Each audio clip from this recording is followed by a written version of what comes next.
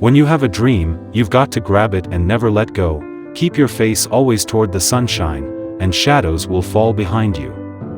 These were the words ringing in Diana's head as she relaxed on the cool black leather seat of a 12-seater private jet she was flying from Washington, D.C. to San Francisco. She had been on a business tour of 10 states including Los Angeles, Wisconsin, Georgia, and Philadelphia. It had been a very busy month for Diana since the birthing of Dharr Futures Company Limited, a fintech company with headquarters in New York, with 12 branches scattered all over the United States. With so many business proposals lined up for her to attend, and 2 invitations to an international business summit in Switzerland and Germany respectively, Diana couldn't help it but smile broadly as she stared at the window of the jet plane. She couldn't just believe she had achieved her dreams. Everything seemed surreal as they were happening so fast. From losing her job to winning a huge grant that would turn her fortune around, to starting her own consultancy company, to getting a major groundbreaking merger that had solidified her company from Dharr Consults Limited to Dharr Futures Company Limited. A tall handsome male flight attendant walked up to Diana with a tray bearing a bottle of champagne and a tall sleek wine glass and a bucket of ice. "Is there anything else you'd care for, ma'am?" asked the attendant as he placed the tray and bucket on a table before Diana and poured the drink into the glass. "That will be all, thank you," replied Diana as she took the glass of wine from him. She stared at the diamond engagement ring on her finger and smiled. It was such a romantic proposal by Craig. She didn't expect it so soon. It had just been a year and a half since their relationship became intimate. This was indeed a dream come true. At 38, Diana Harris had worked so hard for herself. Just 10 years into her career as a financial analyst, she had carved a niche for herself with her mind-blowing accomplishments. Though born to average parents, Diana had always had her eyes on the prize. To reach the pinnacle of a mouth-watering career was a vision she crafted and carefully written at the age of 5, in a diary her mother, Lucy Harris, gave her. She didn't actually know what informed her decision to want to have a vision at such an age, but she felt it was necessary to have something to guide her. She never reasoned like her contemporaries and was always angry in her class whenever regular topics were taught. She always felt they were putting a damper on her wheel, holding her back. The topics discussed in school were just so lame that she had to always sit patiently for classes to end so she could go home and continue with her little fantasy on glamour TV channels where she shapes her dream. She would always warn off her younger and only brother, Josh, who was always playing, for wanting to distract her while she was watching her favorite TV channels. She was once laughed at by her primary 2 classmates during one of their career days. Their teacher had asked what they would like to be when they grew up. When it was Diana's turn, she'd stood up boldly and announced, "I want to own companies so I can buy myself a private jet, luxury cars, and a beautiful mansion." Their teacher stared at her in utter disbelief while her mates laughed. Diana cared less about the jeer. To her, they were just kids while she was a lady in the making. All she knew was that she didn't want to have an average life. She was always captivated by the sight of sophisticated ladies dressed in expensive blazers and matching pants, wearing high heels as they sat at the back of a limousine or private jets, sipping wine from a tall wine glass cup. She'd spend hours watching TV channels showing glamour. It intrigued her to watch men serve such sophisticated ladies. This was because, in her neighborhood, the reverse was the case. She always frowned at women who do stay at home all day, week in week out, doing all the work, while the men go out at will. That included her mom, Lucy. She once asked her innocently why she didn't own a limousine, a luxury car, and her line of designer dresses. Lucy's excuse of not being privileged to have affluent parents, who could have made such dream come true, didn't sink down well with Diana. To her, the excuses were lame and flimsy. She resolved within her to prove her mom wrong. She had no idea how that could happen, but she believed that she'd be so rich that it would surprise her family and everyone who knew her then. Diana did all the menial jobs available in San Francisco to see herself through college. From serving as a waitress at several city restaurants, to working as a salesperson at several supermarkets, so long as the jobs pay her bills, she didn't mind doing it. Unlike her best friend, Julian, Diana never allowed any man toil with her heart. She considered men to be a distraction. She was so focused to entertain any advance. She was always guiding Julian, who was a direct opposite of her, to never allow men the chance to toil with her heart. No matter how much she tried to pull her out, Julian would fall head over heels only to come back crying of heartbreak. Diana warned her that if she continued at the rate she was going, that she would have a child out of wedlock. What if he is the right one? Why don't I give him a chance, please? Julian would tell Diana whenever a new man came knocking on her fragile heart. Can you try going through a semester without getting entangled? Don't you see that this is affecting your academic performance? Diana would tell her. She further told Julian to make a choice between a life as a housewife and a life as a fulfilled, successful career woman. I'm sorry, but you're gonna have to choose one. You can't have them both at the same time. There are two sides of you that need to consider before you make any life decision, your dream and your love life. One of them must suffer for the other to thrive. But the interesting fact about life is that your love life can always wait until you are ready to write the story. Your dream, on the other hand, is dependent on time, and thus can never wait for you. The beautiful thing is, that you can only write a beautiful story for your love life after you achieve your dream. So, the choice is yours. Julian would go on to fall in and out of love until she broke the camel's back. She became pregnant to Derek, the last guy she dated in their final year in college. She went through pain all through the pregnancy as Derek dumped her in her situation, leaving her to her fate. She managed to get back on her feet after childbirth and secured a job as a salesperson in one of the biggest supermarkets in San Francisco with Diana's help, of course.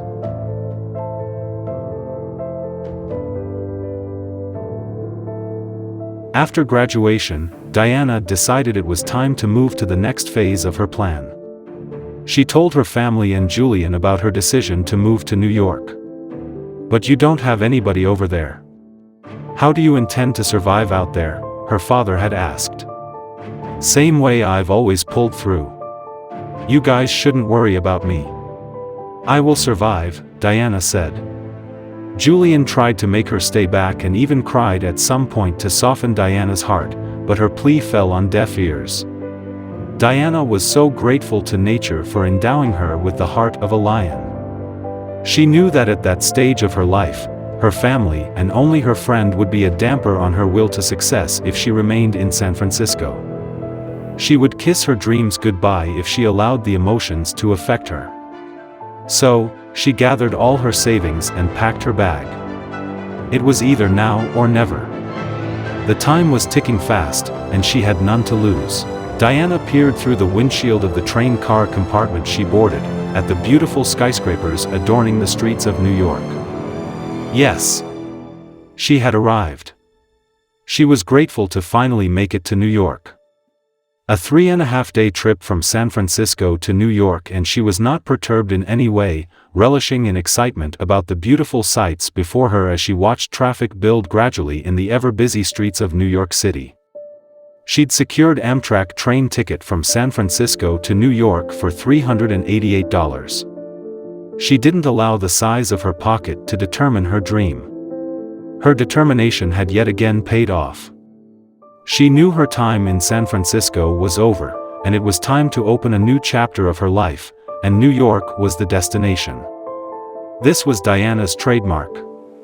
She was born to win. To her, life should never be stagnant.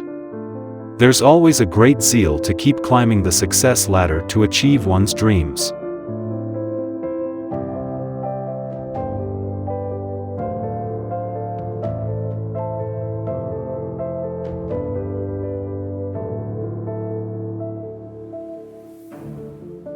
Diana rented a studio apartment at Crosby Street in New York, and soon got familiar with the environment.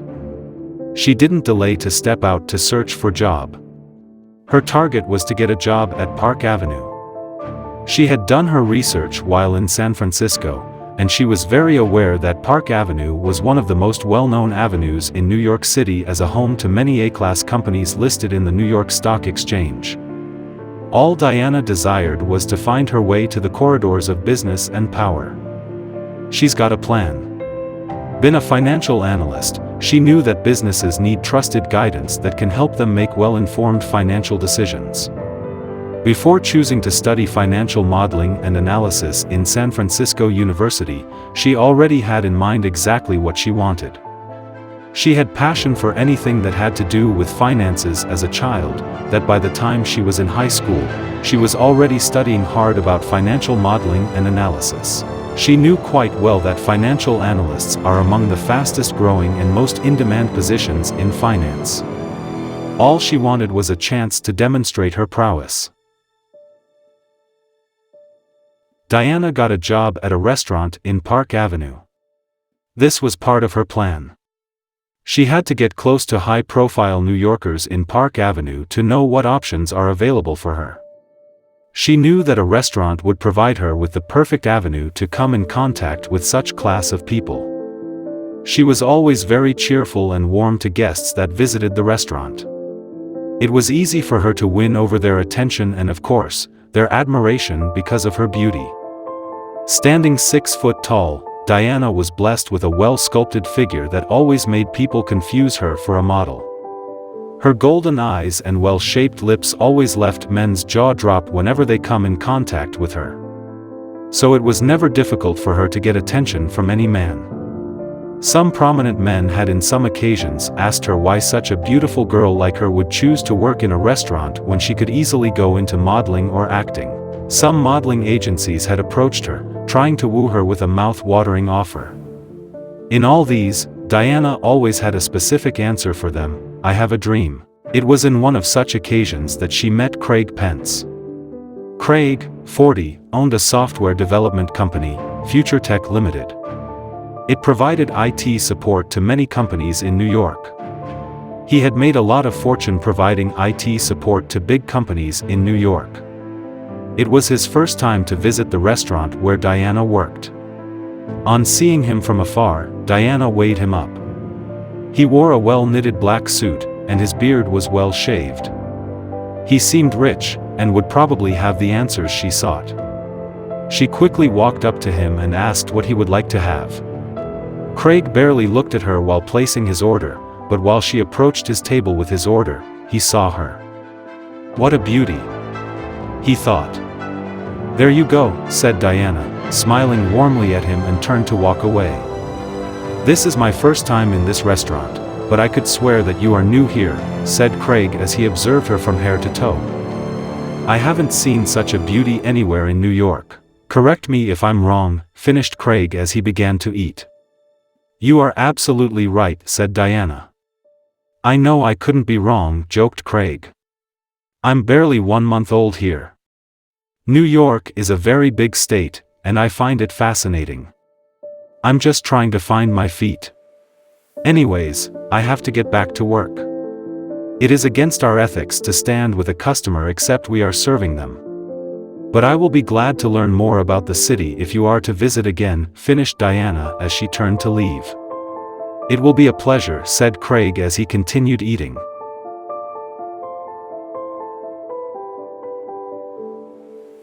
Craig became a regular visitor at the restaurant. He'd come at the close of business and would eat and hang around until Diana closed from work. They would take a long walk when the roads are free of traffic. She'd tell him her life story and all she had been through to get to this stage of her life. He admired her determination and resilience in her pursuit of success. He was always drawn to women who didn't see their body as the only means to achieving affluence. What captivated him most was her humility. She never allowed her beauty affect her demeanor. Here he was with a beauty with brain. He resolved to guide her in whatever way possible to achieve her dream. Diana on her part found his company quite engaging. It's been 2 months since they'd met, but she had learned quite a lot from him. Unlike other men she'd met in her life, Craig was the only true gentleman. She felt safe around him.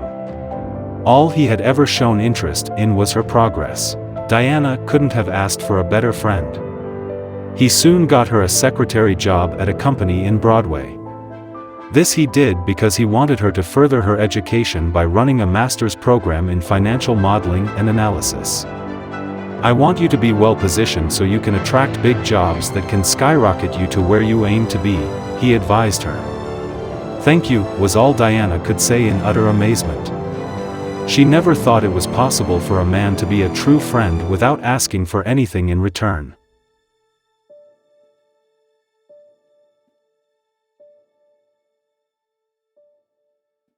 A year on, Diana had obtained a master's degree in financial analysis from New York University. She was so excited to break the news to Julian and her family. "I'm so proud of you. I have always known that the sky is your starting point. There's no limit to what you can achieve. You know, I used to be so afraid that my baby was all by herself, alone in faraway state, but now I can sleep with my eyes closed," said Lucy over the phone. "I'm just starting, Mom," Diana said. "I know, darling, and I trust you," said Lucy. "Thank you, Mom, that's all I need from you guys," finished Diana and hung up the call. Craig told Diana about a job opening for financial analysts. Diana didn't waste any time to submit applications to all the companies advertising for the job. Soon she was called for the job interview. She scaled through and was told to resume the following week. She broke the news to Craig and they both hung out later that evening as he gave her a good treat in celebration of her latest achievement. Diana was over the moon because she knew her dream was gradually becoming a reality. She just couldn't wait to get started. The first day eventually came. Diana arrived at her new place of work, very excited as she entered the lift. She was so eager to get off the lift so she could meet her new colleagues. It was her first time to go beyond the 10th floor of any building. Here she was at the 40th floor. It was an amazing feeling. As the door opened to her company's floor, she was thrilled to see the beautiful interior of the apartment. This was really an upgrade to her previous place of work. Everyone she met there was dressed in expensive suits. She knew it was going to be a matter of time before she could afford expensive dresses. Her fat salary could afford her a good life. She was welcomed by the secretary who then directed her to the manager's office. "Good morning, sir," said Diana to Bob as soon as she walked through the manager's door. He looked mean. "Excuse me, did you just knock and walked into my office without my okay?" Bob responded, rather disgusted to see her. "I am sorry, sir. I was only following the general office ethics. I can just go out and knock again if that will be okay by you," said Diana as she turned to leave the office. "Hold your peace right there. By the way, who are you?" said Bob. "My name is Diana Harris. And what are you doing here?" "I am a financial analyst. I am your new employee," Diana replied, smiling cheerfully at the manager. "Maybe I should rephrase. What are you doing here looking like that?" Bob quizzed. "I don't think I understand you, sir," replied Diana, confused. "Do I speak French to you? What's difficult to understand? Your dressing doesn't fit in, and you don't look presentable. Do I need to sing it like a song for you to know that you don't belong here?" Bob finished, snorting at her. Diana was stunned, but she wouldn't let this man talk her down. She had come a long way. She replied boldly, "Forgive me, sir, but I think it is outside the ethics of any organization to be judgmental in this direction. I know the dress code, and I have not violated any rule." Bob cut her off. "Just take a look around you. What do you see? Everyone here is elegant and exquisitely dressed. You know, there's a difference between knowing the rules and making the rules. You said you know the rule. Well, I make the rules here, and I decide who is on the right side of the rules." Diana maintained her cool as she replied him, "With all due respect, sir, I am not soliciting for affection. You don't have to like my person. I have a deep regard and respect for your office. I was hired here to do a job which I will be as professional as possible while carrying out my duties. So please, sir, if you have any problem with my presence, you should take it out on the management of the company that hired me." Bob glared at her as he stood up. "How dare you talk back at me? Oh. You want to show me that you've got long legs? Do you think it really means anything even if it was the CEO of the company that hired you? You have no idea how much power I wield around here. You are lucky to have come in through whatever channel you did, because if your name had come to my desk, you would have been back in the street where you belong. But not to worry, dear, I will make life a living hell for you as long as you work here. Now, if you don't mind, I have important issues to attend to." Diana couldn't believe what just happened. For the first time in her life, she was treated like she was nobody. She fought back tears as she sat in her corner. She felt like calling Craig and sharing her first day experience with him. But somehow she resisted the urge to call him. She didn't want Craig to see her as weak.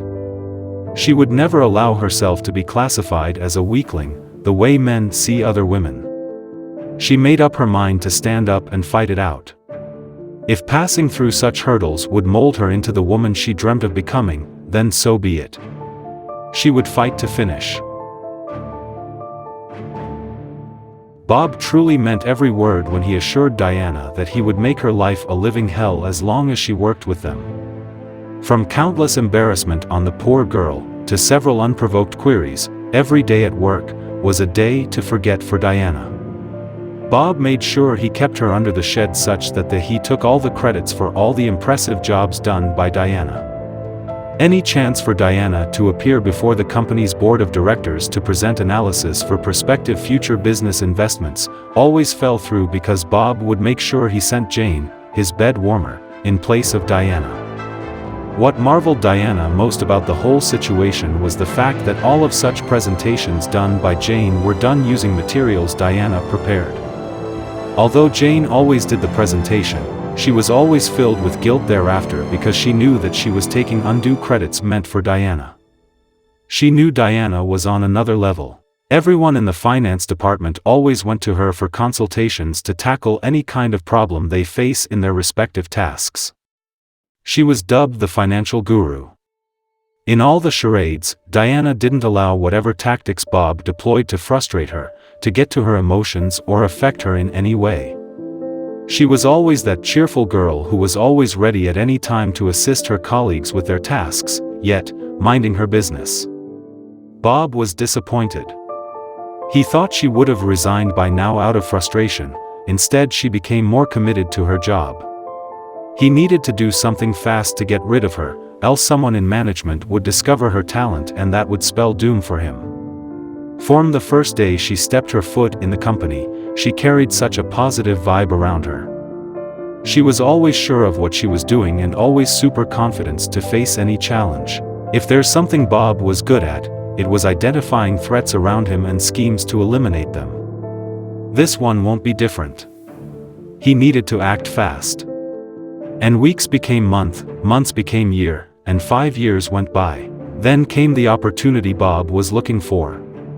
The company needed to lay off non-performing employees of the company so they could hire fresh minds.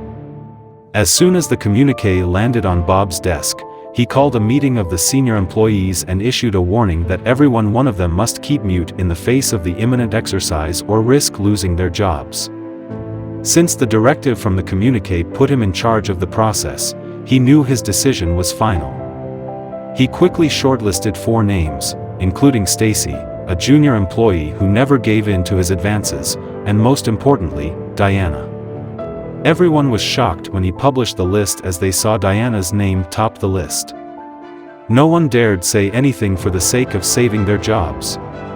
Immediately Diana got to the office that morning, she was instructed by the secretary to report urgently to the manager's office. As soon as she walked into Bob's office, she was a bit perplexed by his light mood. He was swinging his executive chair, smiling wryly at her. She knew something was wrong. "Good morning, sir. You sent for me," said Diana as she stood in front of his desk. "Oh yes, I did," Bob replied, and pointing at a letter sealed in a brown envelope, he continued, "That's for you. Why don't you open and read?" he finished, smiling with gratification. Diana hesitated but picked the envelope, ripping the seal and unfolded the letter inside. Her eyes widened when she saw the subject. "Excuse me, sir, but I don't understand. What are my offenses? Same way I have been receiving queries week in, week out," Diana said, visibly enraged. "I told you not to cross me. I told you I am the law here, the Alpha and Omega. I warned you, but you were so full of yourself. You thought the world revolves around you. This is New York, baby. It is a fish-eat-fish world. I told you I will send you back to the street," he finished, smiling with gratification. Diana stared at him in silence for a while. She felt like grabbing Bob by the neck and send him crashing on the door. She was so enraged that her face turned red. Bob was enjoying the moment. This was exactly the look of disappointment he was longing to see on her face, but somehow the anger vanished from her face. Diana's face was lit by a sparkling smile. Bob was stunned. What the heck was funny? She ought to be swearing and causing at him by now, he thought.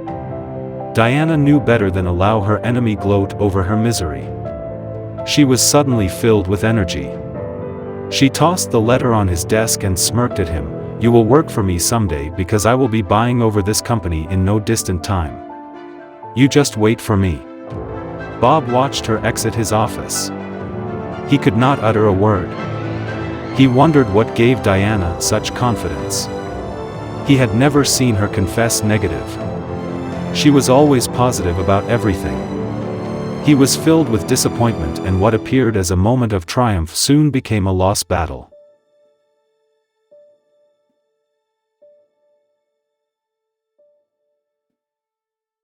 Diana walked straight to her desk, picked up whatever was her and left the building with her shoulders high. She made sure she smiled cheerfully at everyone as she made her way out of the building. She knew that a new chapter was about to begin in her life. She knew it was going to be great. She just couldn't hide her excitement. Later that evening, Diana met Craig at a restaurant where they usually spent time after work. Craig was stunned to hear the news of her sack. She never gave him a hint that there was ever trouble in paradise. She'd always appeared like everything was going smoothly. When he challenged her for keeping silent for so long, she simply told him that she grew up with a code, to always allow fate to decide the course of her destiny, that she didn't like undue advantage over others. She always loved a level playing ground, that way she always got the best out of herself. When Craig tried to argue that Bob never gave her a level playing ground, she quickly brushed it off, insisting that it was part of her destiny's design to catapult her to her promised land. "I want to start my own company," Diana said, looking straight into Craig's eyes. He was stunned to hear that. "Are you for real?" he asked, visibly surprised. "Yes, I am.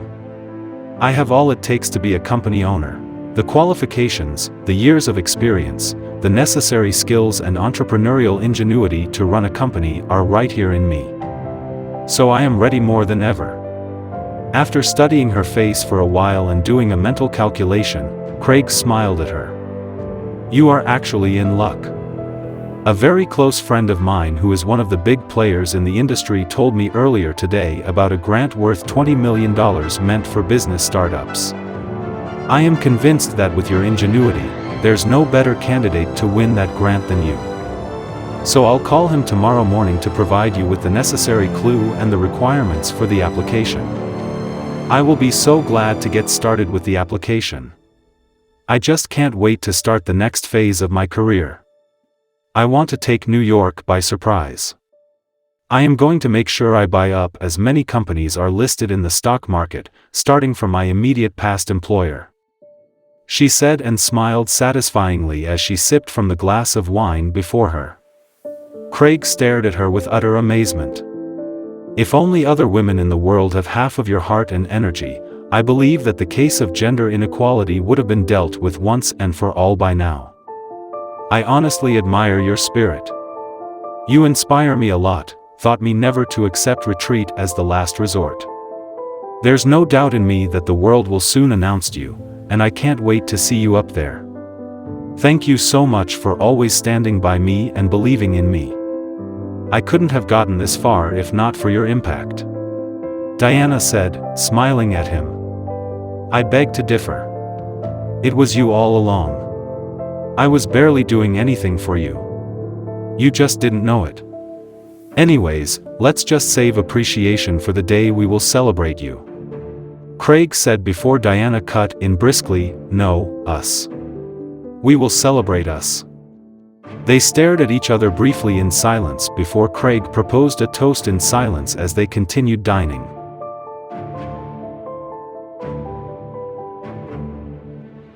And so, it all happened as Diana dreamt it would.